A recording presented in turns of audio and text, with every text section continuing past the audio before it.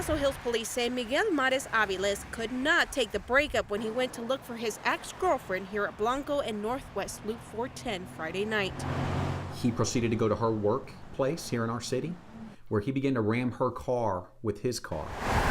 They say he hung on as she tried to leave him. Hung onto the side as she was driving off, and then ultimately returned to his car so he could pursue her. Police were already on their way as Aviles continued to ram her car. It culminated with her being pitted into one of our patrol units that was southbound coming to her aid. In seconds, they say the 20-year-old was attacking her with a knife. And began stabbing her in an effort to kill a possible unborn child. Our officer had to climb over the top of the vehicles to get to him. This transpired very quickly. Aviles was arrested for resisting arrest and 2 counts of aggravated assault. The 18-year-old alleged victim and a minor in the car were treated for stabs and cuts. Fighting and staying in the fight the whole time likely and very likely saved her life. Police warn the holidays brings an increase in this type of crime. Relationships can be very emotional sometimes, and he didn't want it to be over with.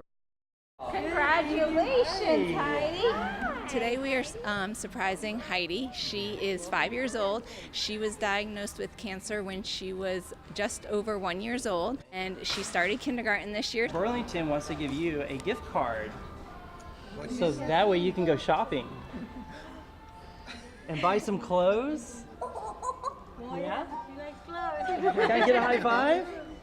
Awesome. The timing couldn't be better because Christmas is around the corner. Oh, that's cute too. She has a puppy. What do you want to look for? And she said toys. Oh, Heidi's Because her immune system was down or she was in the hospital, she didn't get to lead the playground, birthday party, childhood that most of us all did. I'm in the car. Oh, she's going for it. Yeah, she needs shoes.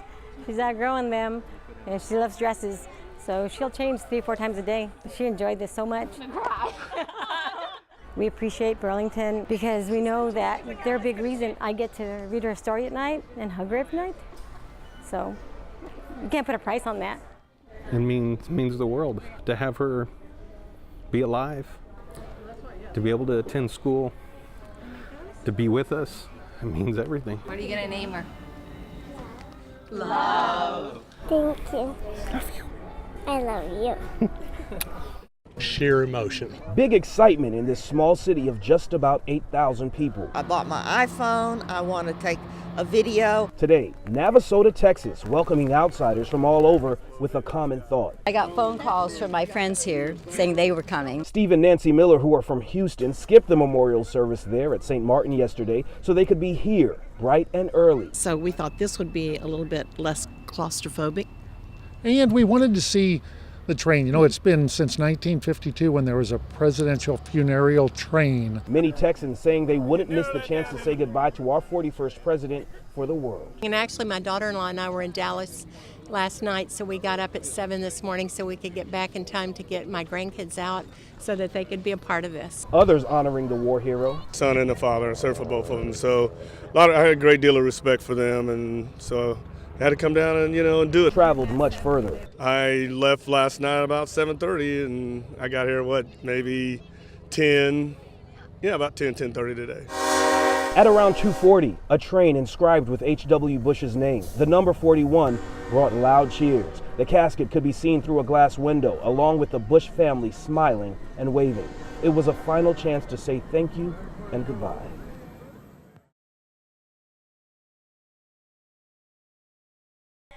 That's just what art is supposed to do. It's supposed to tell a story or inspire others. Sky Stevens has been drawing since she was a toddler. She drew these pictures of mom and dad, and they were very talented for a 2-year-old to be able to even hold the pencil correctly and draw a picture. Let's just say it runs in the family. I would always see my dad do it. I would see my mom being creative, making shirts and stuff, and I wanted to do it too. This year, right before school started, Sky got the idea to take her art to another level.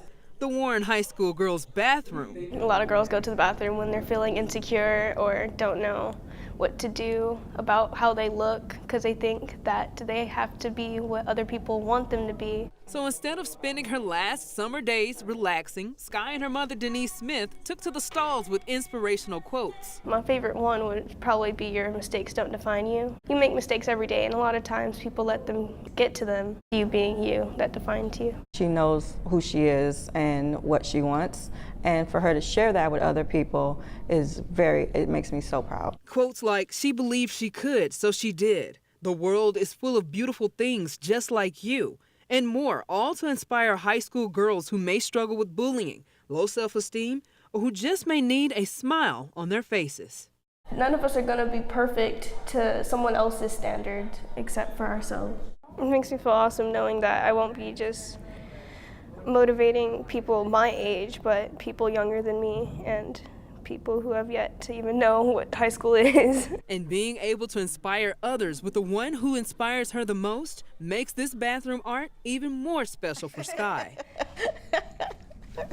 I love you. I love you too, Mama. We're going to continue to take baby steps and do what we got to do for you. That's for sure, all right? Yeah. Whatever you need, never, man. you know what, the camera's, oh, I'm sorry. It's okay, man. Mike Stevens emotional as he sees the man who helped put him in a detox program a couple of days ago. Stevens lost his footing when he went to prison. Battling addiction forced him into living in this campsite near Petrenko Road. To be honest, it's all on me. It is my fault. I probably could have got out of here. Nice day today. Ron Brown with Haven for Hope isn't giving up on Stevens, coming back to his campsite several times a week to convince him to take that first step into the nonprofit's transformational program. They have gone beyond. I would have gave up on it. Brown's daily job is to help those who aren't so close to the downtown facility. Many of them are outside Loop 410 and 1604. That fear of change is difficult. That's why it takes so long, you know, to tap in and befriend someone and gain that trust. Brown believes the homeless come out to this area because it's easier for them. Less ordinances, more privacy, and easier to panhandle. Pretty lucrative also as far as giving is concerned. Mike Stevens says he's lived out here at this campsite near 1604 in Petrenko for 3 years now. 4 times he says the city has come out and cleaned out his campsite. But he says he continues to stay here because he says he feels safe. You go downtown, homeless people throwing rocks at you, and it's crazy down there, man. I love you, man. That's where Brown comes in, gaining one homeless person's trust at a time. It's why he believes more nonprofits should have outreach programs. Need more feet on the ground, but individuals who understand the culture. And his message to the community is patience and love. Give us time. We'll get out there and we'll get something done. As for Stevens, he says he hopes to be in Haven for Hope's program in the near future. That's Brown. Love you. Take care, man. For the 9, Sarah Acosta.